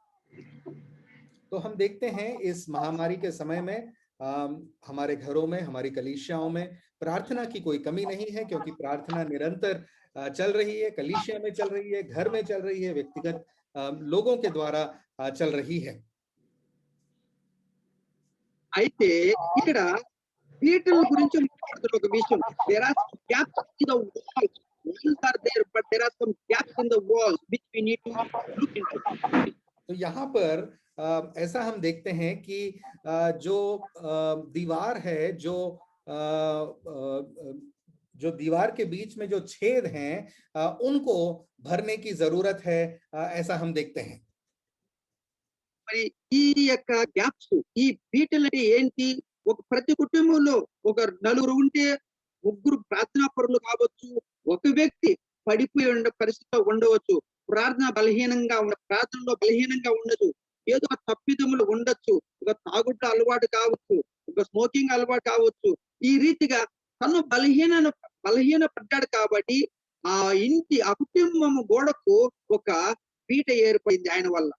तो यहाँ पर देखते हैं ये किस प्रकार के छेद हैं। एक परिवार में ऐसा हो सकता है 4 लोगों में से 3 प्रार्थना में मजबूत हैं, बलवान है, परंतु एक जो है किसी कारणवश पाप में हो सकता है, या किसी चीज के चंगुल में फंसा हो सकता है, शराब के नशे में हो सकता है, या फिर सिगरेट पीने की आदत हो सकती है, कोई भी आदत हो सकती है। किसी चीज के कारण वो प्रार्थना में इतने मजबूत नहीं है।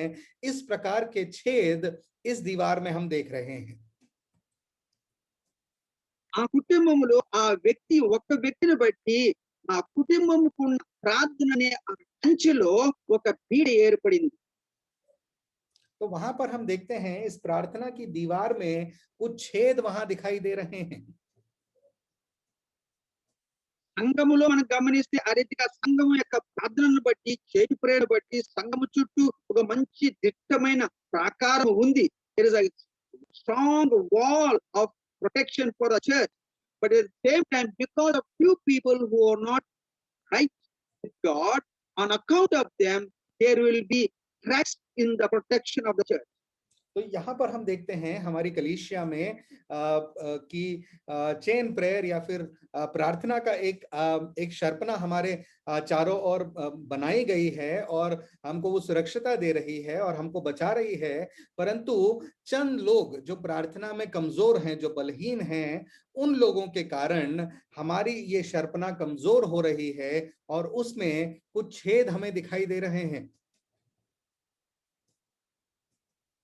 కావున ఈ యొక్క బీటలు ఈ క్రాక్స్ ను మూసివేయటానికి మన మనోనేత్రములు తెరవబడాలి. మనం ఆ బీటలు ఎక్కడైతే బీటలు ఉన్నాయో ఆ బీటలను రిపేర్ చేసుకోవడానికి ప్రయత్నం చేయాలి ప్రతి కుటుంబంలో, సంఘంలో. तो इन छेद को देखने के लिए, इन दीवार में ये जो गैप है इनको देखने के लिए हमारी आध्यात्मिक आंखें खुलनी चाहिए और इन्हें देखकर इन छेद को, इन गैप्स को रिपेयर करने का या फिर इनकी मरम्मत करने का एक विचार हमारे मन में आना चाहिए। మన యొక్క స్పిరిచువల్ realm లో ఇంతవరకు మనము ఫిజికల్ realm లో చూసాము గోడ ఎంత ప్రాముఖ్యత ఉంది గోడకు.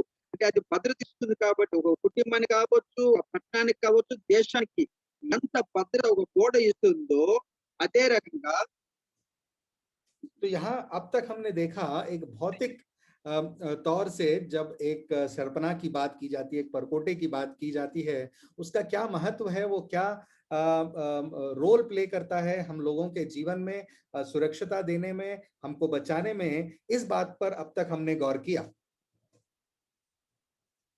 ఆత్మీయ సత్యం ఏంటంటే దేవుడు తన ఎదుట తన యందు భయభక్తులు కలిగిన బిడ్డలకు ఎప్పుడు కూడా ఆ బిడ్డలకు ప్రతి వ్యక్తికి, ప్రతి కుటుంబానికి, సంఘానికి ఒక భద్రతను ఏర్పాటు చేశాడు. तो आध्यात्मिक तौर से अगर हम देखेंगे, यही बात हमको समझ में आती है कि परमेश्वर अपने लोगों के चारों ओर एक शर्पना को बनाता है उनकी सुरक्षा के लिए, उनको संभाल कर रखने के लिए। కంటికి కనబడదు ఈ యొక్క గోడ. हमारी आंखों को दिखाई नहीं देती ये शर्पना।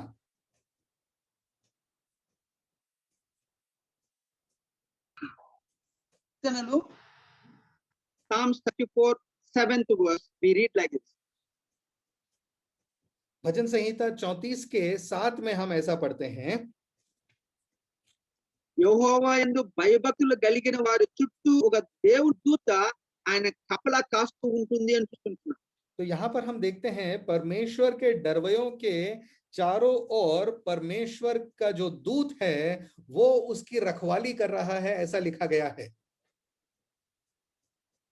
ప్రతి ఇండివిజువల్, ప్రతి వ్యక్తికి దేవుడు ఒక భద్రతను ఏర్పాటు చేశాడు. తన దూతను ఒక గార్డెన్ ఏంజెల్ గా పెట్టాడు. तो परमेश्वर ने हर एक इंसान के लिए, हर व्यक्ति के लिए व्यक्तिगत रूप में एक दूत को वहां रखा है, उनकी सुरक्षा के लिए, उनके चारों ओर उनकी भद्रता के लिए।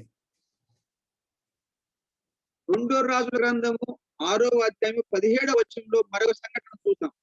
तो दूसरे राजा की पुस्तक 6th verse, 6th chapter, 17th verse. छठे अध्याय के 17वें आयत को जब हम देखें, वहां एक दूसरा दृष्टांत हमको दिखता है। ఇక్కడ ఎలీషా గెహాజీ ఉండే ఆ ప్రాంతంలో ఆ కొండపైన సిరియా రాజుల సైన్యం వచ్చి చుట్టుముట్టినప్పుడు గెహాజీ భయపడతాడు ఆ సైన్యమును చూసి. అయ్యగారు మన పని అయిపోయిందన్నప్పుడు ఎలీషా, ప్రభువా ఈయన నేత్రములు కళ్ళు తెరవండి అని ప్రార్థన చేసినప్పుడు అప్పుడు దేవుడు మన కళ్ళు తెరిపిస్తాడు.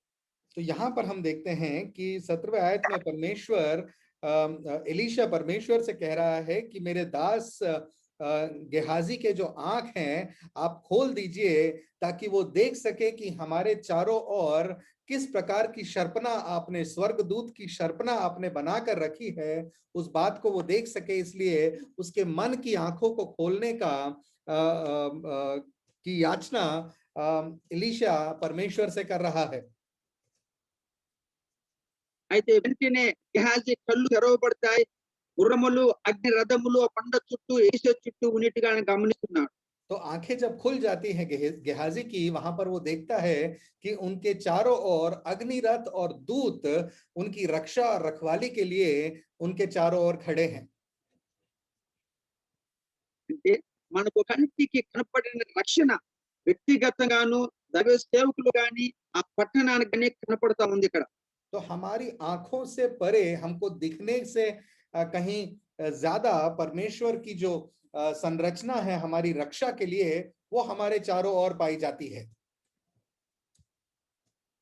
అంతేకాదు మరి వ్యక్తిగతంగా ఫిలిప్పీలకు రాసిన పత్రిక 4వ అధ్యాయం 7వ వచనం గమనిస్తే तो फिलिपियों की पत्री 4 अध्याय और उसके 7वें आयत में जब हम देखते हैं, అప్పుడు సమస్త జ్ఞానముకు మించిన దేవుని సమాధానము యేసుక్రీస్తు వలన మీ హృదయములకును మీ తలంపులకును కావలి ఉండును అంటాం. तो वहां पर आपके मन की रक्षा क्या कर रहा है?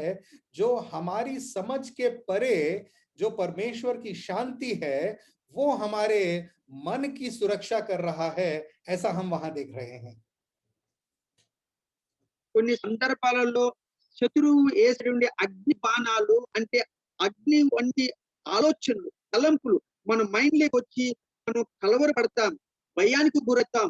అలాంటి సందర్భంలో యేసుక్రీస్తు యొక్క సమాధానము మన మనసుకు హృదయానికి కావలి ఉంటుంది.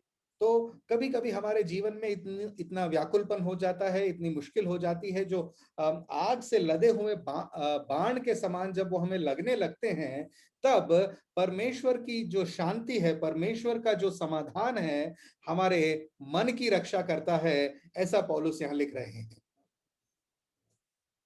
అదే మనం 6వ వచనం అక్కడ పైన గమనిస్తే ఏమంటాడు, దేనిని గురించి మీరు చింతించుకోండి కానీ ప్రతి విషయంలో ప్రార్థన విజ్ఞాపన ద్వారా మీ మనవులను తెలియచేయుడి అంటే అప్పుడు ఈ సమాధానం మనకు వస్తుంది. तो ये समाधान, ये जो परमेश्वर की शांति जो है हमारे मन में तब रहेगी जैसा 6 आयत में लिखा गया है, जब हम किसी चीज के बारे में व्याकुल न होते हुए सारी चीजों को परमेश्वर के हाथों में प्रार्थना के द्वारा जब हम रखने लगेंगे, तब ये शांति समाधान हमारे जीवन और दिल में बसेगा, ऐसा पौलुस हमसे कहते हैं. అంటే వ్యక్తిగతంగా మన మనుషులకు మన ఆ పట్టణ దైవ సేవకులుగా మాత్రమే కాదు, దేవుడు ఆ పట్టణానికి కూడా సంరక్షించేవాడుగా ఉన్నాడు. तो हम ये देखते हैं व्यक्तिगत रूप में ही नहीं, एक शहर के लिए ही नहीं, भौतिक तौर पर ही नहीं, परंतु हमारे मन के लिए भी एक शर्पणा को बनाकर परमेश्वर उसकी रक्षा करता है. జకరియా గ్రంథము 2వ అధ్యాయం 5వ వచనం. జకరియా chapter 2 verse 5 we read like जकरिया की पुस्तक उसका 2रा अध्याय और 5वीं आयत को जब हम देखें, అక్కడ ఒక మాట ఉంది, I will be a wall of fire around that city అంటాడు, around the Jerusalem city. तो यहाँ पर एक आग की शर्पणा के बारे में परमेश्वर का वचन कहता है कि उसके चारों ओर आग की एक शर्पणा में बनाऊंगा और उसकी रक्षा करूंगा यरूशलेम की, ऐसा परमेश्वर का वचन कह रहा है. కావున పిల్లారా, దేవుడు వ్యక్తిగతంగా నీకు నీ మనసు కలవరపడడం, నీ మనసుకే కాదు, నీ యొక్క దైవ సేవకులకే కాదు, సంఘానికే కాదు, పట్టణానికి కూడా దేవుడు ఒక అగ్ని కంచెగా ఉంటాడు అని చూస్తున్నాడు. तो हम यहाँ देखते हैं व्यक्तिगत रूप से ही नहीं, कलीसिया के लिए ही नहीं, हमारे मन और मस्तिष्क के लिए नहीं, परंतु पूरे शहर के लिए, इस प्रांत के लिए परमेश्वर एक आग के परकोटे को बनाकर हम और आपकी सुरक्षा कर रहा है. పిల్లారా, మరి ఏ రీతిగా ఒక గోడ అనేది ఒక ఇంటికి లేక సంఘానికి, ఒక పట్టణానికి, దేశానికి సురక్షను ఇస్తుందో, ఆత్మీయంగా ప్రార్థన అనేది కూడా ఒక గోడ వలె మీకు నాకు సంరక్షణ ఇస్తుంది. तो ये जो परकोटा है, जो ये शर्पणा है, एक शहर और भौतिक तौर पर हमको सुरक्षा देती है, उसी प्रकार प्रार्थना जो है हमारे आत्मिक जीवन को जो भद्रता या रक्षा वो हमें देती है. ఏ కుటుంబంలో అయినా కానీ, సంఘంలో కానీ ఒకవేళ బీటలు కనపడుతున్నాయి అంటే, గోడ బాగానే ఉంది కానీ ఆ గోడలో కొన్ని బీటలు కనపడుతున్నాయి అంటే ఎవరో కొంతమంది పడిపోయిన వారు ఉండవచ్చు, వారి నిమిత్తమై ప్రార్థన చేయాలి. तो अगर इस प्रार्थना रूपी दीवार में हमें कुछ दरार आज सुबह के समय दिख रही है, तो उन दरारों को भरने के लिए, वो लोग जो गिर गए हैं उन लोगों को उठाने के लिए हमें प्रार्थना की और जरूरत है, ऐसा हम देखते हैं। అలాంటి సందర్భంలో వారిని గమనించాలి. కుటుంబంలో అలాంటి ఒక వ్యక్తి ఉంటే కుటుంబస్తులు గమనించాలి. ఆ వ్యక్తి కోసం ప్రార్థన చేయాలి. సంఘంలో అలా కుటుంబాల్లో గాని ఎవరైనా వ్యక్తులు ఉంటే గాని సంఘ కాపరి, సంఘ పెద్దలు గమనించాలి. వారి నిమిత్తమై ప్రార్థన చేయాలి, దర్శించాలి. तो यहाँ पर हम ये सीखते हैं कि अगर ऐसे कोई प्रार्थना में कमजोर व्यक्ति परिवार में है तो परिवार को देखना है, कलीसिया में है तो कलीसिया को में हमको देखना है, और उन लोगों को फिर से उठाने का प्रयत्न हम और आपको करना है। చూడండి, ఆఖరిగా యాకోబు పత్రిక 5వ అధ్యాయంలో 7వ వచనం ఇలా ఈ రీతిగా ఉంది. కింద నుంచి చదువుతున్నాను అక్కడ. యాకోబు పత్రిక 5వ అధ్యాయం याकूब की 7వ వచనం నుంచి నేను చదువుతున్నాను. 5वां अध्याय उसके 7वें आयत से हम मिलकर नीचे पढ़ेंगे। సహోదరులారా, ప్రభు రాకడ వరకు ఓపిక కలిగి ఉండుడి. 13వ వచనం నుంచి చదువుదామండి. 13వ వచనం నుంచి, మీలో ఎవనికైనాను శ్రమ సంభవించిన అతడు ప్రార్థన చేయవలెను. ఎవరికైనా సంతోషం కలిగిన అతడు కీర్తనలు పాడవలెను. మీలో ఎవరైనాను రోగి అయి ఉన్నాడా అతడు సంఘ పెద్దలను పిలిపింపవలెను. వారు ప్రభు నామమున అతనికి నూనె రాచి అతని కొరకు ప్రార్థన చేయవలెను. విశ్వాస సహితమైన ప్రార్థన ఆ రోగిని స్వస్థపరచును. ప్రభు అతన్ని లేపును. అతడు పాపములు చేసిన వారైతే పాప క్షమాపణ పొందును. ఆమేన్. यहाँ पर याकूब की पत्री 5वें अध्याय के 13वें आयत से जब हम नीचे पढ़ते हैं तो यहाँ लिखा गया है, यदि तुम में से कोई विपत्ति में पड़ा है तो उसे प्रार्थना करनी चाहिए। यदि कोई प्रसन्न है तो उसे स्तुति गीत गाने चाहिए। यदि तुम्हारे बीच कोई रोगी है उसे कलीसिया के बड़े को बुलाना चाहिए और वे उसके लिए प्रार्थना करें और उस पर प्रभु के नाम में तेल मलें।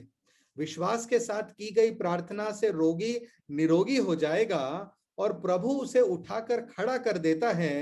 यदि उसने पाप किए तो प्रभु उसे भी क्षमा कर देता है, ऐसा परमेश्वर का वचन हमसे कहता है। ప్రియులారా, మనము ప్రార్థన గోడ ఉండొచ్చు, కానీ గమనించాల్సింది ఆ గోడలో ఎక్కడైనా నెరకలు ఉన్నాయా, whether there are cracks in that wall, అది కూడా మనం గమనించాలి. గమనించి ఆ కుటుంబస్తు ఆ వ్యక్తిని లేపటానికి ప్రయత్నం చేయాలి. సంఘములో ఉండే సంఘ కాపరి, సంఘ పెద్దలు అలాంటి కుటుంబములను గమనించి, వ్యక్తులను గమనించి వాళ్ళని దర్శించి వారి నిమిత్తమై ప్రార్థన చేయాలని మనము హెచ్చరించబడుతున్నాం. तो यहाँ पर परमेश्वर का कलाम हमको ये इस बात से सचेत करता है कि हमें ना सिर्फ प्रार्थना की दीवार खड़ी करनी चाहिए, परंतु उस प्रार्थना की दीवार में क्या कोई दरार है इस बात को देखना चाहिए। जो प्रार्थना में कमजोर पारिवारिक लोग हैं या कलीसिया के लोग हैं, उन लोगों को फिर से उठाकर मजबूत कर इस प्रार्थना की दीवार को मजबूत बनाना चाहिए। ये हमें आज परमेश्वर का कलाम बताता है। దేవుడు మనకు ఆయన మన మనోనేత్రం తెరిపించి ఎక్కడ మన ప్రార్థన అనే గోడలో ఎక్కడ పీటలు ఉన్నాయి, మన కుటుంబం కావచ్చు, సంఘంలో కావచ్చు, వ్యక్తిగతంగా కావచ్చు, ఎక్కడ పీటలు ఉన్నాయని గమనించుకొని దాన్ని రిపేర్ చేసుకునే కృప ఇచ్చును గాక. तो आज सुबह के समय में हमें परमेश्वर से मांगना चाहिए कि हमारी मन की आंखों को खोलकर हमारी दीवारों में जहां जहां पर दरारें हैं उन दरारों को देखकर पहचान कर उनकी मरम्मत करने के लिए एक मन में हमारे भावना उठनी चाहिए। దేవుడికి సమయం ఇస్తానికి వందనాలు చెల్లిస్తున్నాను, ప్రార్థన చేస్తున్నాను.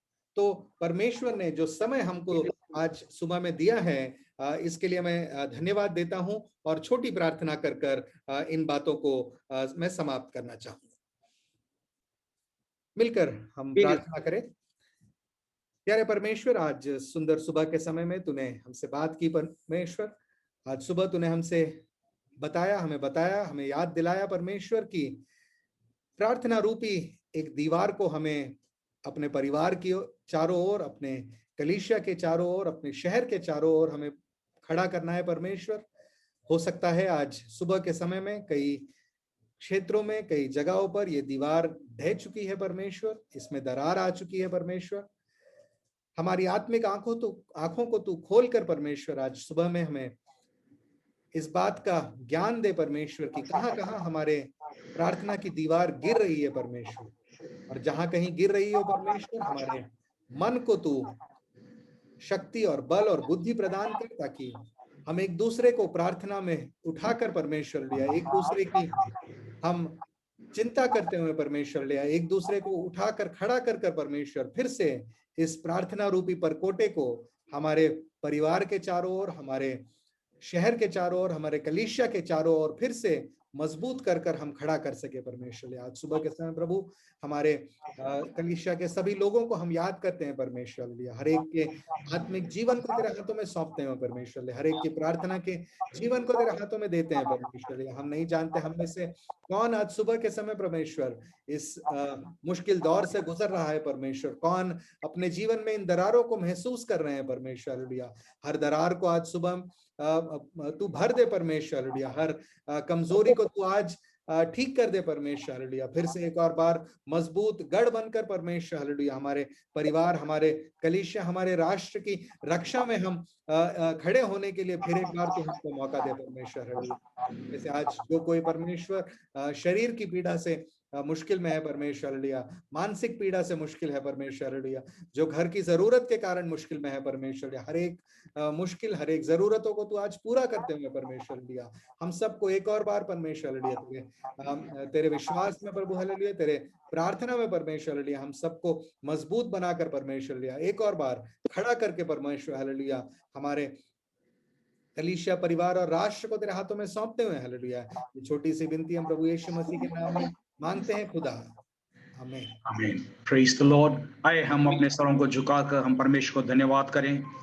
हालेलुया। परमेश्वर ने हम सबको भी एक जीवित पत्थर के नाते, एक शायरपना के नाते अपने अपने स्थान में परमेश्वर ने रखा है, अपने घर के लिए, अपने कलीसिया के लिए। हालेलुया। परमेश्वर ने हमको चुना है, पवित्र किया है। ओ आज दोपहर के समय में हम परमेश्वर को धन्यवाद करेंगे कि परमेश्वर और एक मौका में दे रहा है हालेलुया अपने हमको पवित्र करते हुए अपने उद्देश्य को हमारे द्वारा पूरा करने के लिए। हम उस परमेश्वर को धन्यवाद करेंगे। स्तुति स्तुति स्तुति, धन्यवाद धन्यवाद धन्यवाद धन्यवाद।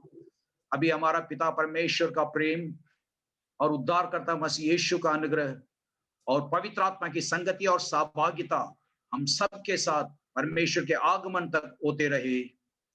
आमीन आमीन। Praise the Lord, praise the Lord. May God bless you all. Praise the Lord.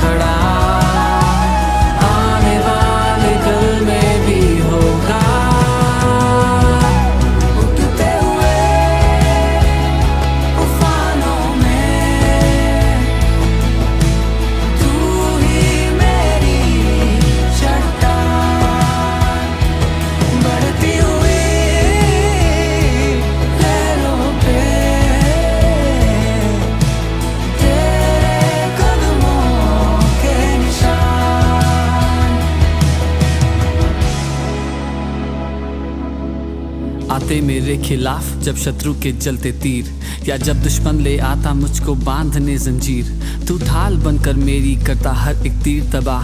तेरे नाम से ही हो जाता हर एक जंजीर का नाश। महामारी, जादू, टोना या जो कुछ भी दुनिया में हो, मुझे छू भी सके मेरे पास भी आए। जब तू है तो अनहोना, मैंने देखा परखा जान लिया, तुझको मैंने अपना मान लिया। तेरे होते हुए मुझे आज भी आए, ऐसा होने ना दे तूने ठान लिया। ईमान भी तू, चट्टान भी तू, मेरा दिल और मेरी जान भी तू। तूने दे दी जो जीत मुझे, उस जश्न का ऐलान भी तू। मैं गाऊंगा, चिल्लाऊंगा, जी भर के खुशी मनाऊंगा, लहरों पे चलते कदमों के निशान तेरे मेरी शान। बीमारी रे तेरा सर झुका, मुझ पर तेरा बस ना चल सका। ऐसा कोई शस्त्र ना बना जो कर सकेगा मेरा सामना। बीमारी रे तेरा सर झुका, मुझ पर तेरा बस ना चल सका। ऐसा कोई शस्त्र ना बना जो कर सकेगा मेरा सामना। उठते हुए तूफानों में तू ही मेरी चट्टान, बढ़ती हुई लहरों पे बस तेरे कदमों के निशान।